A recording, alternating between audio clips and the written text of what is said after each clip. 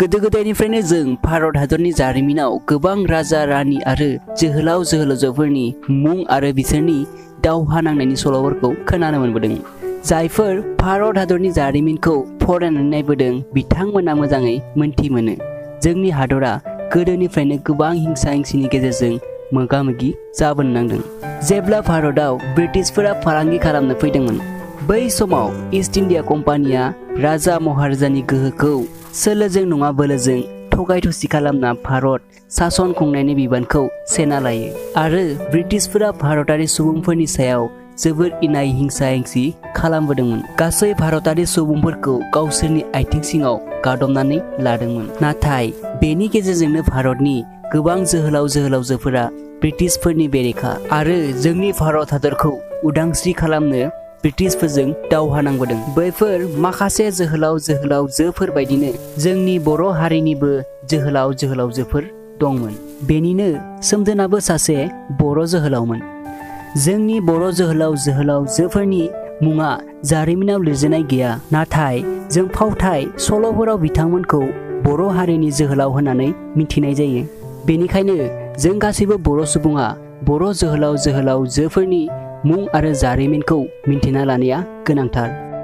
थ' लोगोफोर, बेनिखायनो आङो दिनैनि भिडिअ'आव नोंथांमोननो सोमदोन जोहोलावनि जारिमिननि फंनैसो बाथ्रा खोन्थागोन। बेनिखायनो भिडिअ'खौ स्किप खालामाबालानो जोबजासिम नायलां।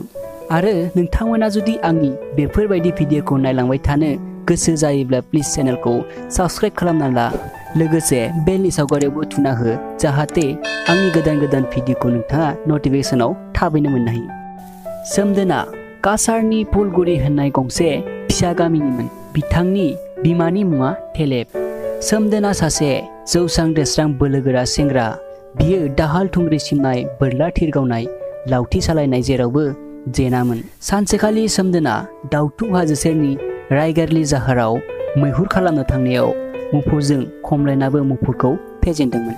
बिथाङा ओरैबायदि बोलोगोरामोन, दैयावबो जेना अरावबो जेनामोन। सोमदोन जोहोलाव आरो बिनि माखासे लोगोफोरा जेब्लायबो दाउथु हाजोआव थांबाय थायोमोन। बिसोरो दाउथु हाजोआव दावहा सोलोंनो थाङोमोन। सोमदोन जोहोलावानो बेयाव गासैखौबो दाहाल थुंग्रि सिबनाय, बोरला थिर गावनाय बायदिफोरखौ फोरोङोमोन। सोमदोननि साननाया बेनोमोन दि बियो गामिनि आरो खाथि खालानि गासैखौबो दावहा नांनो फोरोंना काछारनिफ्राय ब्रिटिशफोरखौ होखारहरनाय आरो काछारखौ ब्रिटिशफोरनि आखाइनिफ्राय उदां खालामनाय। सोमदोननि गोसोआ काछारनि नौनारिफोरनि फारसे गाबखांदोंमोन, मानोना गावनि हा हु धोन सम्पति थानानैबो नौनारिफोरा गुबुननि आथिं सिङाव थाना आफाखि सोलानो गोनां जादोंमोन। बिनिखायनो जेरैखि जाया ब्रिटिशफोरनिफ्राय उदांस्रि जानो नांगौ होननानै सोमदोना थांखि लादोंमोन। भारतारिफोरा गावनि बिखानि थैखौ दै खालामना जा एफा एनै रां खामायोमोन, बिसोरो ब्रिटिश सरकारनो खाजोना हरबाय थानो गोनां जायोमोन। बिब्दिनो सानसेखालि एसडिसि मेजर बायदा नखर नखर खाजोना खांनो हाबफैयो आरो सोमदोननि न'आवबो खाजोना खांनो हाबहैयो। बेयाव सोमदोनजों मोगा मोगि जायो आरो सोमदोना खाजोना हरनो हाया होननानै बुङो। मेजर बायदा सोमदोननि खाजोना हरनाय बन्द खालामनायनि बाथ्राखौ खोनानानै साजा होनायनि बाथ्राखौ बुङो आरो गावनि गोहोखौ सोमदोननि सायाव देखायनो नागिरो। नाथाय सोमदोन जोहोलावा जोबोरैनो साहस गोनां। बियो गियाबालानो जानजिनिफ्राय गावनि थुंग्रिखौ दिहुनना मेजर बायदखौ दाननो होसोयो आरो मेजर बायदा सोमदोननि न'निफ्राय गावनि जिउखौ बासायनानै खारलाङो। सानसेखालि फुलगुरि गामिनि गासै रायजो राजाफोरा मोनसे आफाद जथुमदों। बे आफादनि थांखिया ब्रिटिश सरकारनो खाजोना हरनायखौ बन्द खालामनाय आरो बिसोरनिफ्राय उदांस्रिनि जांख्रिखांनाय। नाथाय रायजोफोरनि गोसोआव गिनाय दंमोन, सिलाय रायफल गोनां ब्रिटिशफोरजों माबायदि बेरेखा जानो आरो माबायदि जांख्रिखांनो। सोमदोना आफादाव साहस गोसोजों बुंदोंमोन, हादरनि उदांस्रिनिख्रुइ जिउआ देरसिन जानो हाया। जों गासैबो खौसे जायोब्ला बिसोरखौ गोरलैयैनो फेजेननो हागोन। सोमदोननि बेफोरबायदि साहस गोनां बाथ्राखौ खोनानानै गामिनि रायजोफोरा सोमदोनजों लोगो जाफायो आरो बिसोरो मोनसे दावगालु हानजा दायो।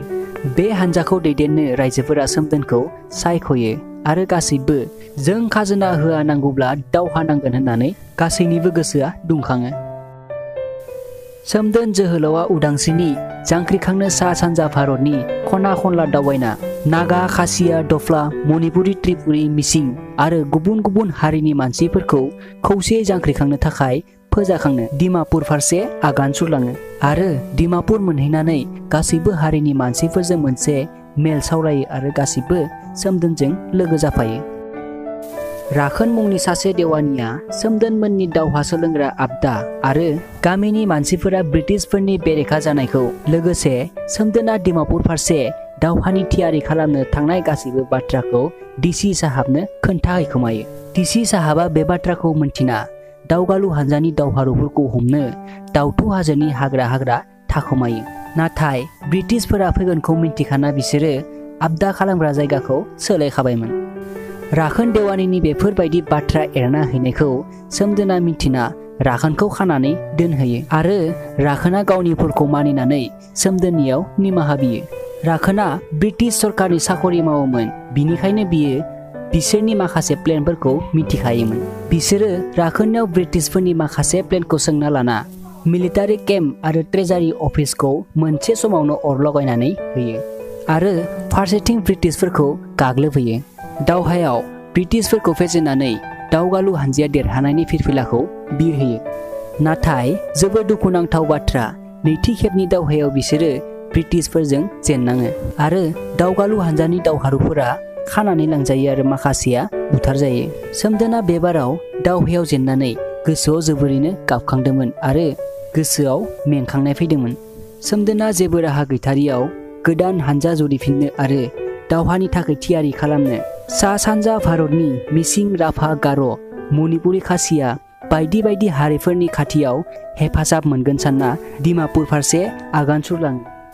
फारसेथिं ब्रिटिश इन्सपेक्टरा सोमदोनखौ हमनो गोबां गामि नागिरहैदोंमोन आरो गामि खौरां फोसावना होदों सोमदोनखौ जाय गोथाङै हमना होनो हायो 5,000 रांनि बान्था आरो गोथैयै हरोबा 2,000 रांनि बान्था मोनगोन होनना। सोमदोन जोहोलावआ गांनाय उखैनाय आरो मेंनाय देहाजों जोबोर लोरबां जायो। लामायाव बियो नखरसे बोराय बुरैनि न'आव दै मोनगोन साननानै हाबहैयो। बोराया सोमदोननि मुंखौ खोनानानै बिनि सायावदि रां बान्था दं गोसोआव लुबजाना ब्रिटिशफोरनो खोन्थाहैखोमायो। नाथाय गांनाय उखैजानाय लोरबां सोमदोनखौ बुरिया गावनि फिसा बायदि आबोर खालामदोंमोन। सोमदोननो बुरिया ओंखामबो खुरना होदोंमोन, नाथाय जाफुंहां जानाय समावनो लुबिया बोराया ब्रिटिशफोरखौ लाना फैयो आरो न'खौ बेंफैयो। सोमदोना बेंफैनायखौ मिन्थिनानै ओंखाम जानो गोनांखौ दोनथ'ना गावनि थुंग्रिखौ लानानै खिरखिजों बारहरनानै खारो। नाथाय उननिफ्राय ब्रिटिशआ सेखा भुजालिजों खुबैना हरो आरो सोमदोननि आदियाव नांना सोमदोना जखम जायो। जेबो राहा गैयैयाव सोमदोना गावनि जानजिनिफ्राय थुंग्रिखौ दिहुननो सानो, नाथाय आखायाव पिस्तलजों गावना होयो। सोमदोना ब्रिटिशफोरजों हमजायो।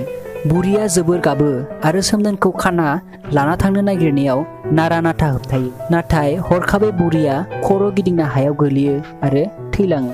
बोराया गावनि लुब जानायनि गोरोन्थिखौ गावनो दुसिना दुखु जायो। सोमदोनखौ जोबथेसालियाव लांना ब्रिटिशफोरा जोबोर खास्ति होयो आरो जोला जोसि आथिं आखाइ बुख्रुबजोबो। सोमदोना बिब्दिनो जोबथेसालियावनो सहाय हायैयाव रुंसारि जालाङो। बिमा थेलेबा सोमदोनखौ जोबथेसालियाव नायनो फैयो, नाथाय नुनायाथ' गोजाननि बाथ्रा जोहोलावनि गोथै सहखौबो नुनो मोनदिया। उनावहाय डक्टरा सोमदोननि थै जागा जागि नांनाय गस्ला जि जोमखौ बिमानो गथायना हरो। बिमाया गाबै गाबै थैजों गोजा जानाय गस्ला जि जोमखौ नेरसोन हिसाबै गामियाव लानानै फैयो। आरो बेखिनियावनो जोंनि बर'नि सोमदोन जोहोलावनि जारिमिना जोबलाङो। स' लोगोफोर, नोंथांमोना सोमदोन जोहोलावनि जारिमिनखौ खोनासंनानै माबायदि मोनखो कमेन्ट्स खालामना खोन्थाहरनो दाबाव। आरो प्लिज बे भिडिअखौ गासैनोबो शेयार खालामना हो, जाहाथे सोमदोन जोहोलावनि बाथ्राखौ गासैबो मिन्थि मोनो। स' नेक्स्ट बेफोरबायदिनो भिडिअ आं नोंथांमोननि सेराव लानानै फैलायगोन। थ' दिनैनि थाखाय बाय बाय।